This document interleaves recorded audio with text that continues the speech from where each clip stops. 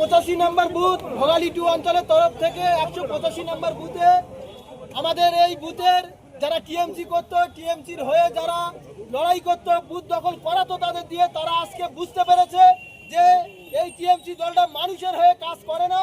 তাই ভাইজানের আদর্শিত হয়ে এই বুথে আজকে বুথ সভাপতি থেকে শুরু করে আমাদের অঞ্চল নেতৃত্বদের হাত ধরে তারা আজকে টিএমসি ছেড়ে আমাদের আইএসএফ এ জয়েন করছে। ইনকলাব জিন্দাবাদ, ইনকলাব জিন্দাবাদ, আইএসএফ জিন্দাবাদ, এসএসসি ভাইজান জিন্দাবাদ, ভাইজান জিন্দাবাদ। যেহেতু আদান হচ্ছে, অসংখ্য ধন্যবাদ। আমাদের রনি ভাই এবং বাবু ভাই আছে, এনাদের নেতৃত্বে আরো অনেকই আছে, তাদেরকে অসংখ্য অসংখ্য সংগ্রামী অভিনন্দন। এবার কারা কারা জয়েন করছে, কারা কারা একটু তাদের বক্তব্য দিয়েছে। ভাই আমি মসজিদের ওখানে আসছি।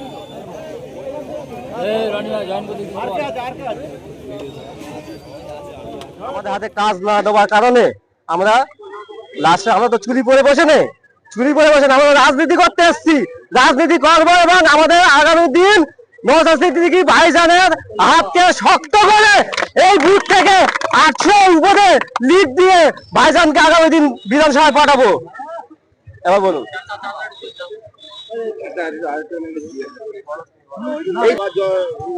করতে পারিনি কারণ এই বুথে আমরা সবাই একতা ছিলাম, কিন্তু এই বুথে যা তোলা হয়েছে, যা টাকা লুট করা হয়েছে, আমাদের চেপে রাখার জন্য আমাদের যা পুরাতন কর্মীরা ছিল তাদেরকে বসিয়ে দিয়ে আমাদের চোখে ফাঁকি দিয়ে যে দুর্নীতি করছে, আমরা তার প্রতিবাদ জানিয়েছিলাম। সেই প্রতিবাদ আমাদেরকে না রাখার কারণে আমরা ভেবেছি আমরা ভাইজানের দলটা করে আমরা মানুষকে বুঝিয়ে দেবো এই বুথ থেকে কত টাকা লুট হচ্ছে, কি হচ্ছে। আগামী দিন আমরা এই বুথ মাধ্যমে, ভোটের মাধ্যমে বুঝিয়ে দেবো। কি নাম? আমার নাম রনি মোল্লা, 185 নম্বর বুথ। এখানেই বাড়ি, তাই তো? এখানেই বাড়ি। চাচা, সমুদ্র থেকে একটা পুকুরে কেন জয়েন করলেন? নওশাদ সিদ্দিকীর দল আইএসএফ একটা পুকুরের তুলনা, সেই জায়গায় পশ্চিমবঙ্গের একটা সমুদ্রের সমান মানে তৃণমূল, সেই জায়গা থেকে আপনি আইএসএফ এ গেলেন। আমরা টিএমসি করতাম, এইবারে এইসব ক্রিমিনাল এমন কাজ করে, যা টাকা পয়সা আসে সব ওরা নিজেরাই আত্মসাৎ করে। এইবারে আমরা সেই ওদের পরিস্থিতি আত্মসাৎ দেখে আমরা আস্তে আস্তে পা টেনে পিছিয়ে নিয়েছি, বলি এ দলে থাকা ঠিক হবে না গো। সেই জন্য আমরা এই নওশাদ সিদ্দিকীর হাত ধরে আমরা এই আইএসএফ এর এতে আমরা জয়েন করেছি। তাহলে ওরা আত্মসাৎ করে, তাহলে আপনাকে ভাগ দিলে আর করতেন না মনে হয় আইএসএফ নাকি? না, আমরা চাইনি, কিন্তু কি মিলেমিশে কাজটা করব, সেই কাজটা আমাদের করতে দেয় না। যা করবে ওরাই নিজেরাই করে, ওরা বেরিয়ে যাবে। তো এতদিন পরে ভোটের মুখে আর কদিন বাদে ভোট, তৃণমূল ছেড়ে পুরনো দল ছেড়ে আইএসএফ যোগ দিলেন কেন? এটা খারাপ জিনিস না? ওরা তো মানে যেটা মনে করবে সেইটাই, ওদের পেছনে থাকতে হবে, ওরা আমাদের দিয়ে কাজ করাবে আর ওরা মজা লুটে খাবে। সেই জন্যই দেখলুন যে জিনিসটা ভালো না, ওই জন্য আমরা বাড়ি চলে এসেছি আইএসএফ এ। আমার নাম শাহাবুদ্দিন মোল্লা। আপনি বলুন। ভাই তো পুরনো লোক। আইএসএফ এ জয়েন। সিরাজুল বাবু, মমতা বন্দ্যোপাধ্যায়ের নীতি আদর্শ এবং মা মাটি মানুষ সততার প্রতীকের দল ছেড়ে নওশাদ সিদ্দিকী বিজেপি দালালের দলে কেন এলেন? মমতা ব্যানার্জির পশ্চিমবাংলায় যে সমস্ত কাজ কাম করছে এটা ভালো না। কারণ 2008 সালে 2009 সালে পশ্চিমবাংলায় চালের দাম 275 টাকা 25 কিলোর বস্তা ছিল তার দাম। 2011 সালের পরে মমতা ব্যানার্জি যখন সরকার এসেছিল, বলেছিল সরকারে আমি ক্ষমতা আসলে অনেক উন্নত করব, কিন্তু সেই উন্নত করতে পারেনি। সেই 275 টাকা চালের বস্তা এবং 25 কিলোর প্যাকেট এখন তার দাম 800 থেকে 900 টাকা কেন হলো? মমতা ব্যানার্জিকে জবাব দিতে হবে। এই যে লক্ষ্মীর ভান্ডার দিচ্ছে, লক্ষ্মী ভান্ডার দিচ্ছে, এই লক্ষ্মী ভান্ডার চায় না মানুষ চায় শান্তি, মানুষ চায় কর্ম। বলেছিল পশ্চিমবাংলা শিল্প করব, পশ্চিমবাংলা শিল্প করেনি। বরং বুদ্ধদেব ভট্টাচার্য বামফ্রন্টের আমলে বুদ্ধদেব ভট্টাচার্য 2004 সালে লেদার কমপ্লেক্স করেছিল বাংলাতে, এবং ভাঙর 148 বিধানসভার মধ্যে লেদার কমপ্লেক্স বানিয়েছিল। 2 লক্ষ মানুষ সেখানে কর্ম করে খাচ্ছে। তাহলে বুদ্ধদেব ভট্টাচার্য সেটাও চেয়েছিল যে আমি মাধ্যমিক পাস, উচ্চ মাধ্যমিক পাস, অনেক মানে নিরীহ মানুষ বসে আছে, তাদেরকে আমি সব মানে সরকারি সংস্থার কাজ দিতে না পারার জন্য আমি পশ্চিমবাংলায় আমি আরো উন্নয়ন করতে চাই, সেটা সিঙ্গুর ন্যানো কোম্পানিও এনেছিল, যাতে 20,000 30,000 মানুষকে কর্ম দিতে পারে। সেটা ওই মমতা ব্যানার্জি সরকার হতে দেয়নি, তাকে সেখান থেকে পশ্চিমবাংলা থেকে হটিয়ে দিয়েছে।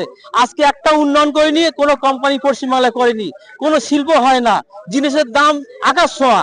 আজকে সরষের তেলের কিলো 2008 সালে 9 সালে তখন সরষের তেলের কিলো ছিল 40 টাকা থেকে 45 টাকা, আজকে সেই সরষের তেল 180 টাকা থেকে 200 টাকা।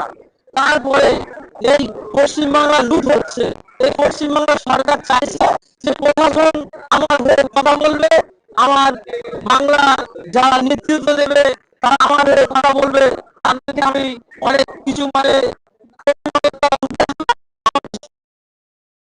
আমরা সেটা চাই না। আজকে আমাদের এই 185 নম্বর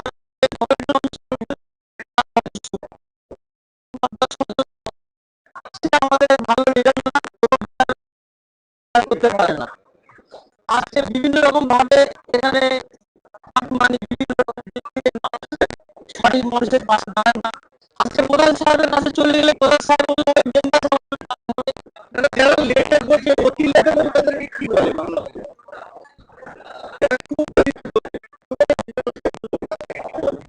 দেখুন, একটা কথা হচ্ছে সাধারণ মানুষ, গ্রামের মানুষ আমার প্রশ্নের উত্তরটা কিন্তু আপনি দিলেন না। আমি বলছি যারা অতি লেটে বোঝে তাদেরকে কি বলে বাংলা ভাষায়?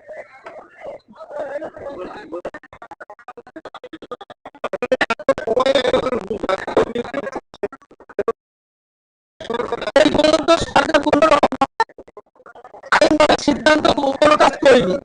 মমতা ব্যানার্জি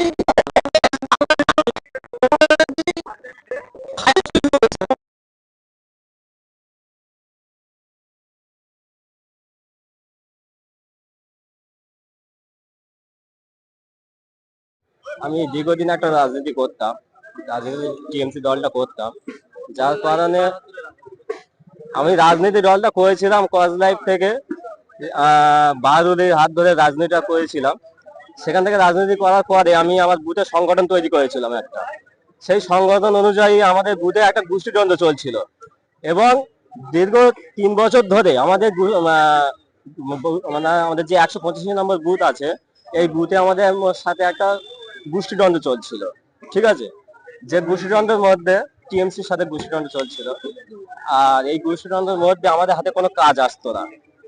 যে কাজ না আসার কারণে আমরা দীর্ঘদিন যারা দায়িত্বশীল ব্যক্তিগুলো আছে তাদেরকে আমরা প্রস্তাব দিয়েছিলাম, কিন্তু ওরা আমাদেরকে আশ্বাস দিয়েছিল সামনে ইলেকশনের মধ্যে আমাদের একটা বুথের কমিটি করে দেওয়ার কথা বলেছিল, কিন্তু সেই কমিটি গঠন না করার কারণে এবং রাজ করছিল, সেই রাজ আজকে আমাদের টিচার মশাই এসে আজকে ভেঙে দিয়েছে।